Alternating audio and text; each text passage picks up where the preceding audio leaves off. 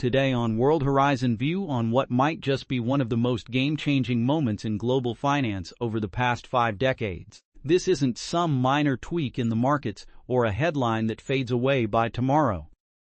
This is a development packed with deep, long-lasting consequences for the way the world's economy has operated for generations.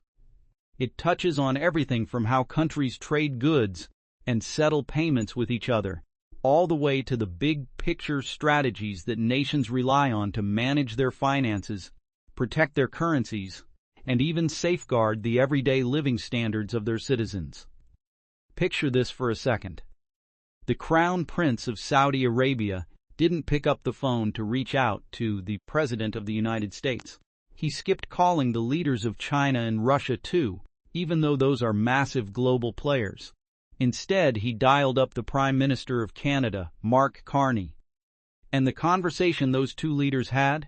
Well, it has the U.S. Treasury Department, the Federal Reserve, and central bankers all around the world scrambling right now in emergency meetings. They're trying to wrap their heads around the full impact and all the potential ripple effects this surprise move could create, not just next week, but for years to come. Saudi Arabia and Canada have just inked a massive $1 trillion partnership that's focused on energy and broader economic ties. This wide-ranging deal dives deep into several critical areas: energy production, critical minerals, smart investments, advanced technology, and even the nuts and bolts of how financial systems actually work behind the scenes. These aren't small, symbolic steps. They're major, concrete commitments designed to build strong, lasting cooperation that brings real, tangible advantages to both countries for many years ahead. Think about it. This kind of partnership doesn't happen overnight, and it signals a serious shift in how these two nations see their future in the global economy. But here's what has really shaken up the global currency markets more than anything else. One specific clause buried deep inside that agreement. It clearly states that all future energy deals between Saudi Arabia and Canada will be handled using a carefully chosen mix of currencies: the euro, the Chinese yuan, the British pound, and a brand new digital token that's going to be overseen jointly by the Bank of Canada and Saudi Arabia's monetary authority. Notice something pretty glaring that's missing from that list? The U.S. dollar isn't part of this mix at all. And believe me, that wasn't some careless oversight or accidental slip. It was a very deliberate choice made by both sides, after a lot of thoughtful planning and discussion. For the first time since way back in 1974, we're seeing a notable chunk of the world's oil trade being priced and paid for completely without involving the dollar. Now, to be clear, it's not the bulk of global oil trading. It's only around 4%. But even that relatively small percentage is enough to create the first real fissure in a system that's stood rock solid for the entire modern era. And when something like this happens for the very first time, it's not really the size of the crack that hits hardest. It's simply the fact that a crack appeared at all. It forces everyone, investors, governments, and regular people like you and me, to start questioning those long-standing beliefs about how stable and unchanging the global financial setup really is. These were assumptions that so many of us had simply accepted without a second thought for decades. Right after the news broke, the dollar took a noticeable hit, falling 2.3% in just one trading day. At the same time, gold prices climbed higher, as smart investors looked for those classic safe places to park their money during moments of uncertainty. The euro gained some real strength compared to the dollar, and the yuan picked up momentum in the markets too. Even yields on U.S. Treasury bonds edged upward, which is a clear sign that investors were shifting their thinking in light of these unexpected events.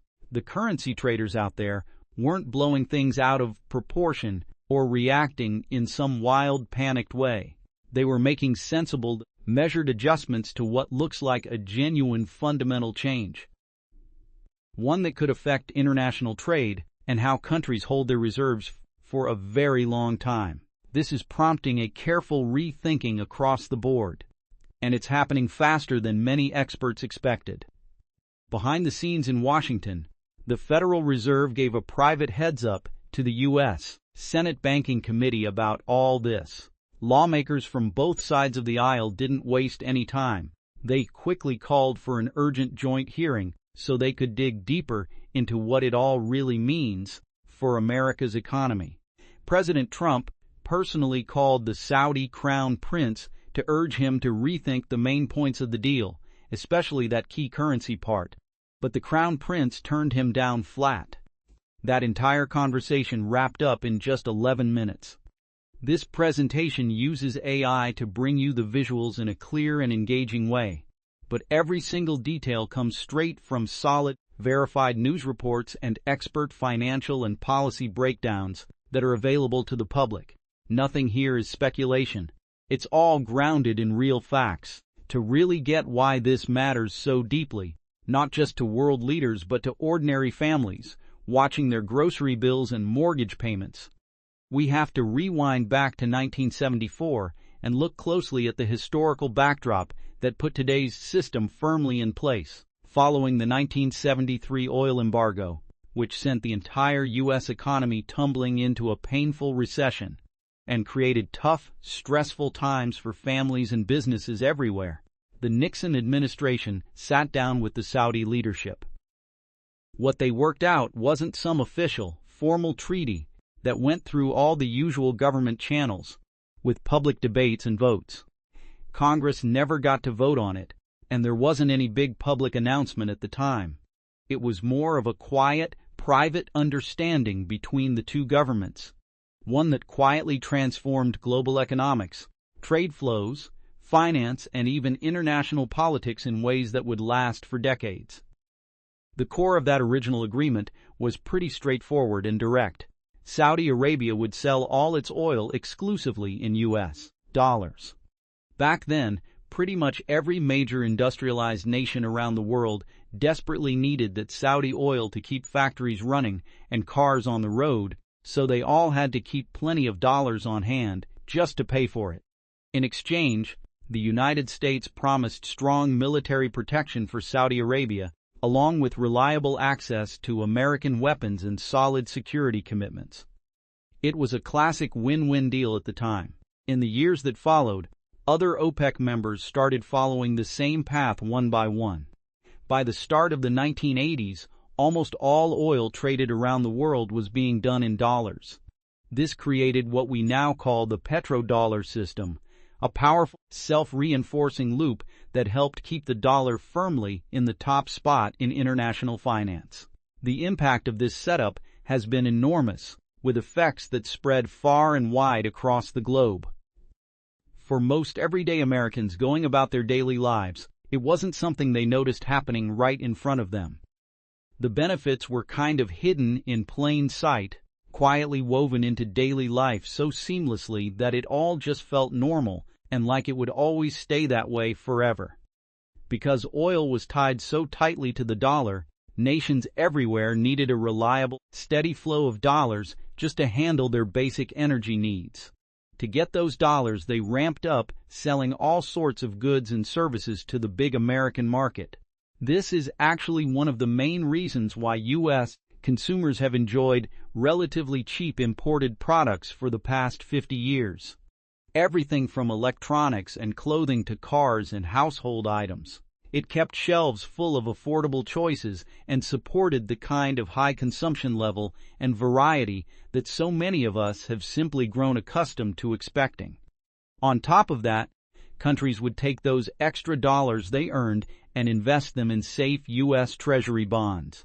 This constant, reliable demand helped keep borrowing costs low for the American government, even as the national debt ballooned to massive levels over the decades. Plus, because so much world trade flowed smoothly through the dollar system, the U.S. gained the powerful ability to impose financial sanctions that could reach every corner of the globe with real effectiveness. If any nation got cut off from dollar transactions, it basically lost easy access to buying oil on the open world market. That gave America serious, unmatched clout in foreign policy matters. It all traces back to that one simple but crucial key element: oil priced and settled in dollars. Take that condition away, and the whole interconnected chain starts to loosen up gradually over time. This could lead to some significant, meaningful shifts in the broader financial world that might unfold slowly but still reshape things in important ways. Now let's talk a bit more about the key players who actually put this bold new agreement together, because their backgrounds make the whole thing even more fascinating. On the Saudi side, it's Crown Prince Mohammed bin Salman. He oversees the planet's biggest known oil reserves, which gives him incredible sway and influence over global energy supplies. His family's earlier decision back in 1974 was central to creating the original petrodollar system in the first place, so the strategic choices he's making today carry ripple effects that hardly anyone else on Earth can match in terms of potential global impact. Then there's Mark Carney, now serving as Canada's Prime Minister. What really sets him apart in this story is his incredibly deep expertise in central banking and global finance. He previously led the Bank of Canada and then went on to run the Bank of England, the only current world leader who's ever headed up two of the biggest and most important central banks. He knows inside and out how reserve currencies get built from the ground up, how they stay strong through all kinds of economic ups and downs, and exactly how they can be carefully updated or even replaced when conditions change. He's got the hands-on know-how when it comes to payment clearing systems, managing exchange rates, and all the detailed regulatory frameworks needed to create a credible, functioning alternative to the old dollar-based settlement system. Saudi Arabia brought the massive oil resources, the huge capital reserves, and the strong motivation to diversify its economic options away from over-reliance on any single partner. But they needed exactly the right partner who could actually design and put together a solid new financial setup with real technical credibility and trustworthiness. Mark Carney was perfectly positioned for that role. That initial phone call basically kicked off the practical side of combining all these strengths in a real, workable way. So, let's break down exactly what they committed to in this partnership. It's organized around 5 key, tightly connected pillars that work together like pieces of a larger puzzle. First up is the energy sector, with a huge $400 billion investment to link Canadian oil and gas production directly with Saudi Arabia's advanced refining and global distribution networks. This essentially merges two major energy powerhouses into one more efficient, unified supply chain that boosts their combined reach, lowers costs, and makes both sides stronger in the international marketplace. Second, critical minerals get a $200 billion allocation to pair Canada's rich natural reserves with Saudi processing capabilities in petrochemicals. This move will help secure and strengthen long-term supplies of vital materials that are becoming increasingly important for everything from electric vehicles and renewable energy tech to modern electronics and manufacturing. Third, the investment pillar involves another $200 billion in a shared joint fund. It's managed collaboratively by Saudi Arabia's Public Investment Fund and major Canadian pension funds, with all assets deliberately held in currencies other than the dollar to stay aligned with the partnership's bigger goals of diversification.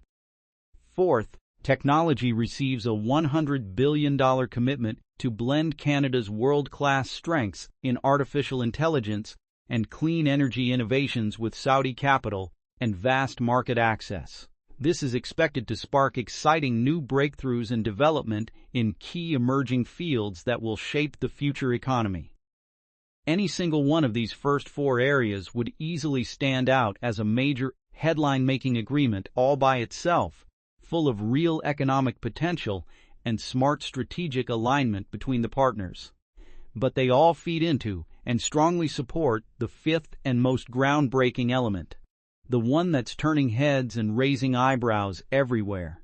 That 5th piece sets aside another $100 billion to build out the complete infrastructure for a brand new settlement system that will handle and price all energy trades between the two countries completely outside the traditional dollar system. Oil, natural gas, refined products, you name it, will now be priced and traded using that special basket of currencies: the euro, the yuan, the pound, and the new joint digital token managed by the Canadian and Saudi monetary authorities. The dollar is noticeably absent from the basket. This specific clause covers about 3 to 4 million barrels of oil every single day, which works out to roughly 4% of total worldwide oil trading volume. The sheer number itself isn't large enough to topple the entire dollar system overnight. And that's honestly not the main point here. What truly matters is the powerful example it's setting and the clear message it's sending loud and clear to markets, investors, and governments everywhere. For the very first time since the petrodollar system was originally built, a major oil producer has formally decided to price and settle a meaningful portion of its trade completely outside the dollar. Now there's an actual working model out there in practice. Other countries suddenly have a real tested blueprint they can study closely and potentially adapt to fit their own needs. And perhaps most importantly, the very country that helped launch and sustain the original petrodollar system is now openly backing the idea that oil doesn't always have to be priced exclusively in dollars. This development gives every other oil-exporting nation that's been quietly considering moving away from the dollar something brand new and valuable: a proven, tested approach, a live system already operating successfully, and the political cover of having Saudi Arabia involved, which makes the whole move look like responsible, forward-thinking financial management instead of just a purely political statement. The markets responded almost immediately to the news. The dollar fell 2.3% in a single session. Gold, the euro, and the yuan all moved upward as investors quickly adjusted their portfolios for the new reality. Treasury yields rose a bit, hinting at slightly softer foreign demand for U.S. government debt. Importantly, it wasn't some kind of mass panic or chaotic reaction. It was more like the markets were calmly and professionally updating prices based on this emerging structural change. The Federal Reserve took the whole situation very seriously from the start. The chair delivered a closed-door briefing to the Senate Banking Committee, reportedly describing this new currency provision as one of the biggest challenges to long-term dollar supremacy that he'd seen in his entire career.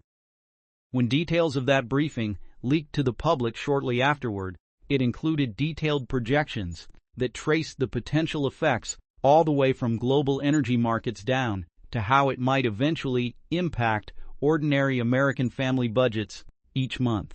The reasoning is straightforward but carries real weight. Fewer oil deals settled in dollars means lower overall worldwide demand for dollars in general. That reduced demand leads to countries buying fewer U.S. Treasury bonds. With less buying interest, the U.S. government might have to offer higher interest rates just to attract the same buyers. And because Treasury rates serve as the baseline for so many other borrowing costs, like home mortgages, car loans, and business financing, those everyday rates start climbing too. The Fed's internal numbers suggested that if this Saudi-Canada model gets adopted by just a few more major oil producers, leading to even a modest 5% drop in global dollar demand, average U.S. mortgage rates could jump between 0.75 and 1.5 percentage points. On a typical $400,000 home loan, that translates to an extra $180 to $360 every single month for homeowners. That's not some abstract discussion about distant foreign policy anymore. It's cold, hard cash coming directly out of family budgets, affecting housing affordability, monthly expenses, and the financial security of households across the country. In direct response, a dozen senators from both political parties pushed hard for an emergency combined meeting of the Banking and Foreign Relations Committees. This kind of bipartisan concern really shows how these issues don't pick sides based on politics. Higher borrowing costs and tighter household budgets affect every American, no matter how they vote or what their political views are. The ripple effects of any move away from dollar dominance can touch every single household in very real ways. Even legendary investor Warren Buffett felt the need to weigh in on the issue directly. He called the reserve currency advantage the single most precious asset the United States has ever possessed.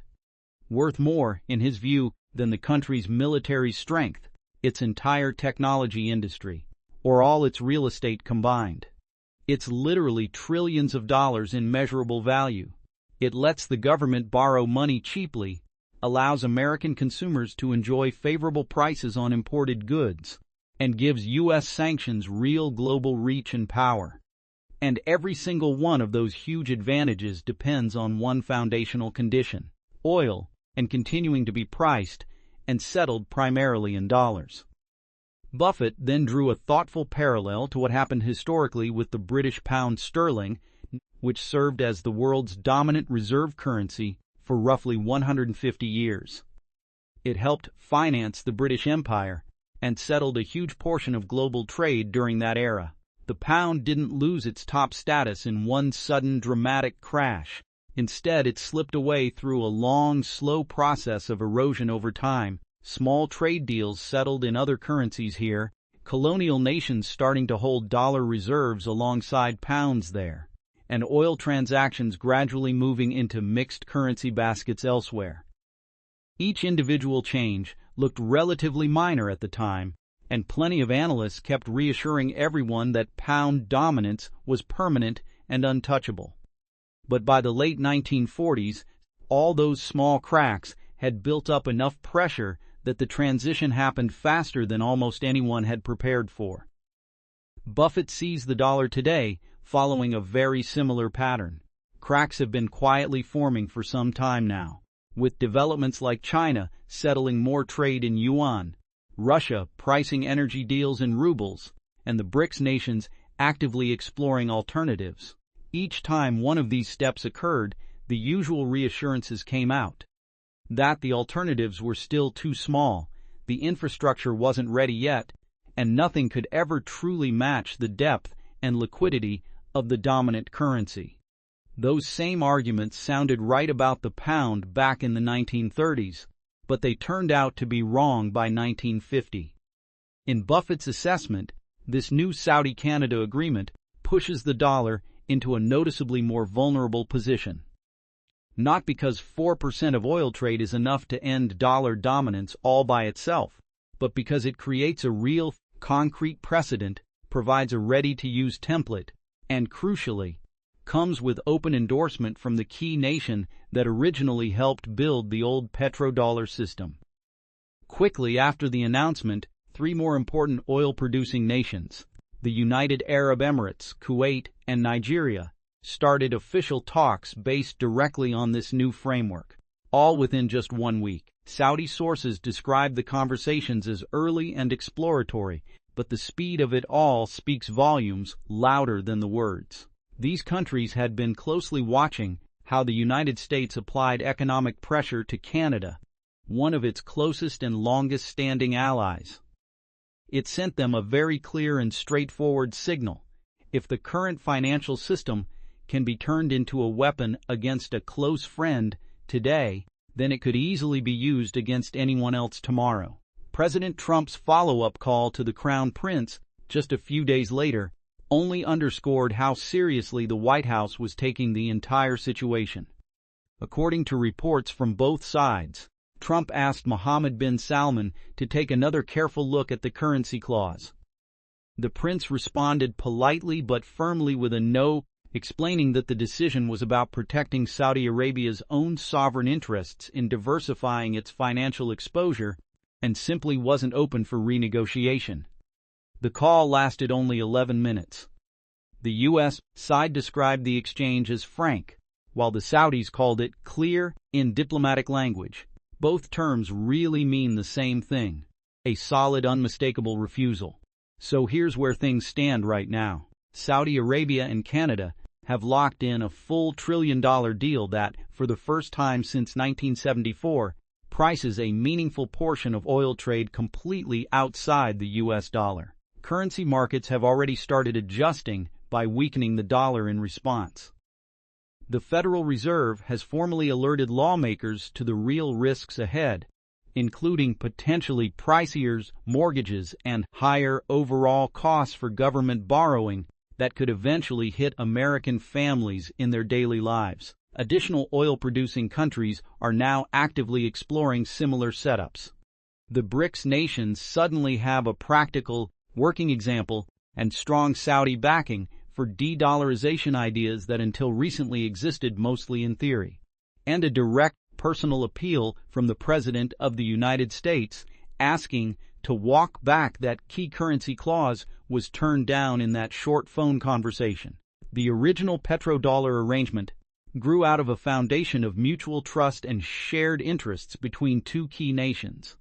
Now it's facing a real restructuring because that trust has clearly worn thin over time. Looking ahead, the biggest economic questions we'll all be watching closely are these. Can the dollar keep its special status as the world's undisputed reserve currency? Will American households end up feeling the pinch from any noticeable drop in global dollar demand? And can the United States successfully rebuild the confidence and trust that kept the system running strong for half a century? These are the crucial economic puzzles that will shape the coming years, and they affect all of us in ways big and small. What are your thoughts on where this heads from here? Do you believe the dollar will manage to stay firmly on top, or are we possibly seeing the early stages of a gradual but major long-term shift in the global financial order? Drop your ideas, analysis, and questions in the comments below. I'd genuinely love to hear what you think and get some good, thoughtful discussion going. Make sure to subscribe to World Horizon View right now and hit the notification bell so you don't miss any of our in-depth, factual takes on global political and economic developments every single day. This video leverages advanced AI presentation tools to make the story clearer and more engaging, with all information based strictly on confirmed reports and open-source financial and policy insights. Thanks for watching, and I'll see you in the next one. Stay informed, stay curious.